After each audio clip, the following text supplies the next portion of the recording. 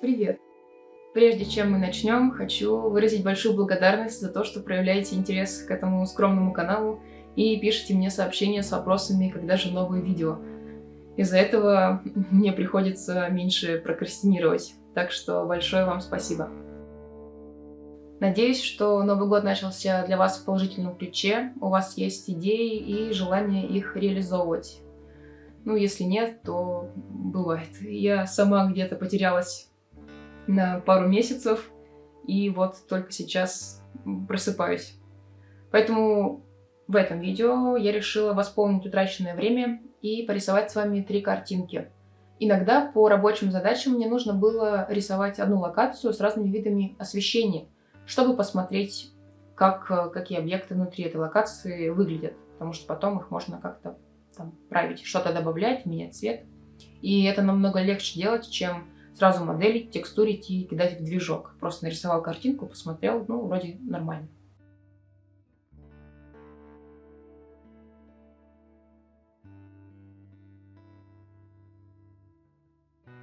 Для меня это немного болевой процесс, потому что для своих картинок я стараюсь использовать минимальное количество слоев, но почему бы нам не проявить педантичность и сделать всю работу очень аккуратно?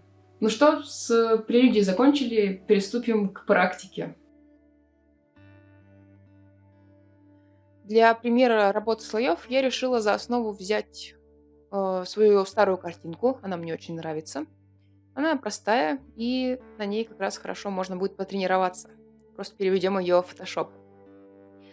Опять же, мы помним, что мы хотим из одной картины создать 3, и поэтому каждый элемент этой локации нужно рисовать в отдельных слоях. Отлично, запомнили. Много про слои.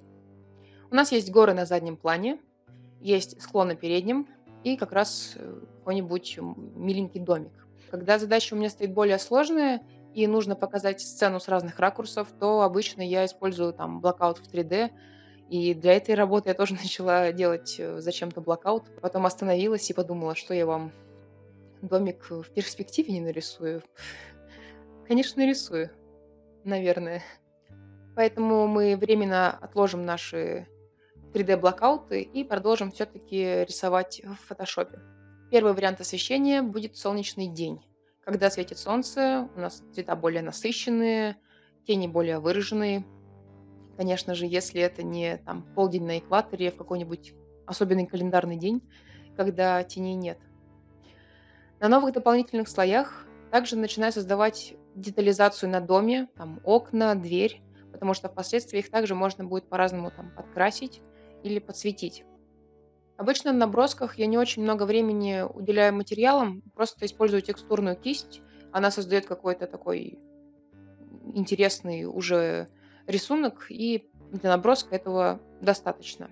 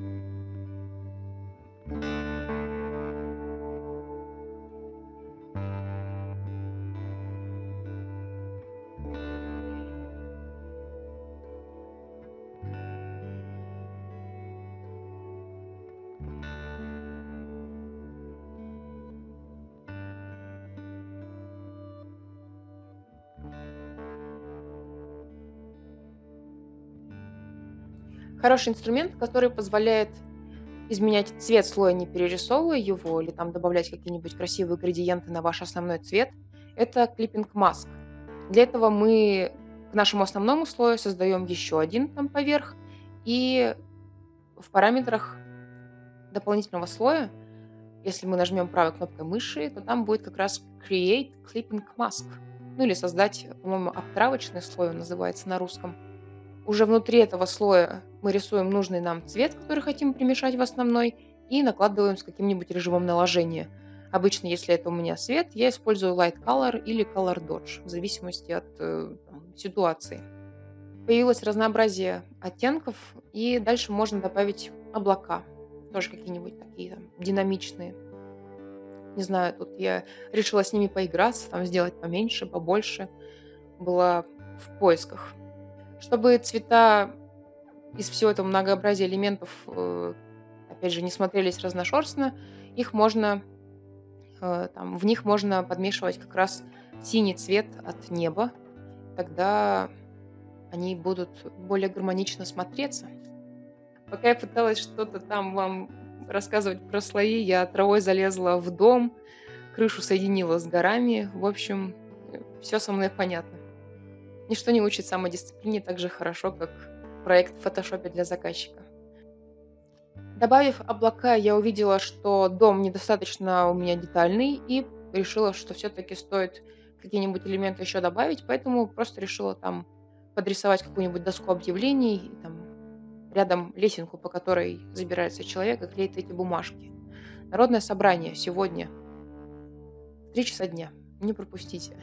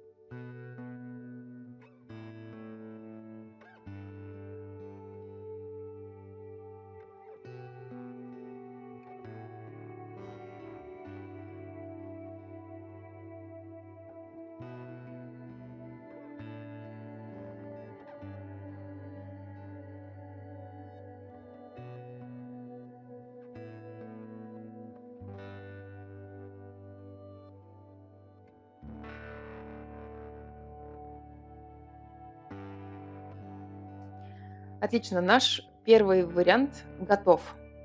У нас есть день, который разбит по слоям. Теперь давайте представим, что нам нужен другой вариант освещения.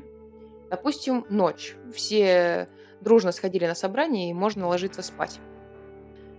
Если бы я рисовала эту картинку в одном слое, не получилось бы просто выкрутить там кривые в тень, и все бы сразу приобрело естественный ночной вид. Конечно же, нет. Все бы просто стало черным. Поэтому сейчас нам нужно просто корректировать цвета внутри каждого слоя. Чтобы наш день остался в порядке, я все эти слои сгруппирую и дублирую эту группу.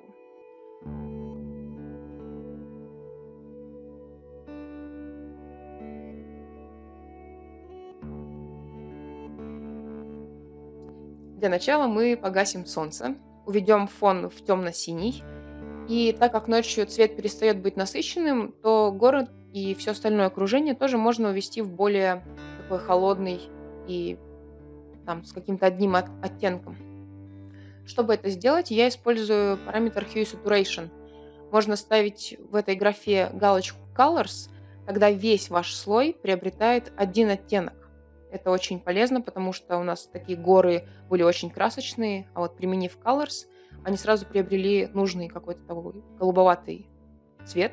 И также можно этот слой затемнить, и все сразу так становится более гармонично. Далее такие же действия я провожу с передним планом. Но еще, так как это передний план, я применяю Gamma Correction, находится во вкладке Exposure, чтобы он был более контрастным. Потому что у нас хоть это и ночь, но мы должны как-то различать передний план, дальний. Поэтому передний можно все-таки сделать более таким насыщенным немножко.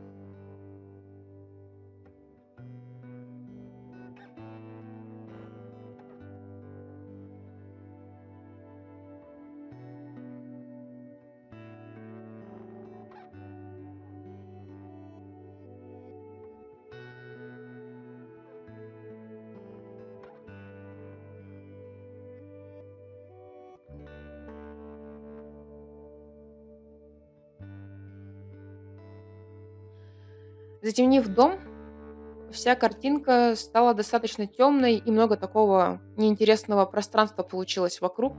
А нам же нужно, чтобы картинка в любом состоянии выглядела хоть как-то адекватно. Я решила в этом варианте осветить и другую часть дома, но нам нужно как-то объяснить этот свет. И как раз большое пространство справа у нас осталось незатронутым, и туда можно поставить луну. От луны попадает свет на Землю, так как луна отражает свет от солнца. У них там очень сложные взаимоотношения, но мы это можем использовать. И в ночном варианте у нас будет красиво освещена сторона дома, и также светится луна. Ну и чтобы ей не было скучно, давайте попробуем еще тоже дорисовать облака в новом слое. Вот в чем и прелесть. То есть все остальное я просто меняла цвета, а тут можно и слой со старыми облаками удалить или просто спрятать. И на новом слое нарисовать уже облака, которые больше подходят под ночное освещение. И чтобы создать какое-то теплое пятно в сцене, можно как раз еще и окошки у дома подсветить. Окна я закрашу просто оранжевым и тоже пущу небольшой свет мягкой кисточкой вокруг, тоже таким оранжевым цветом. Тогда будет ощущение, что там какой-то глоу-эффект появляется.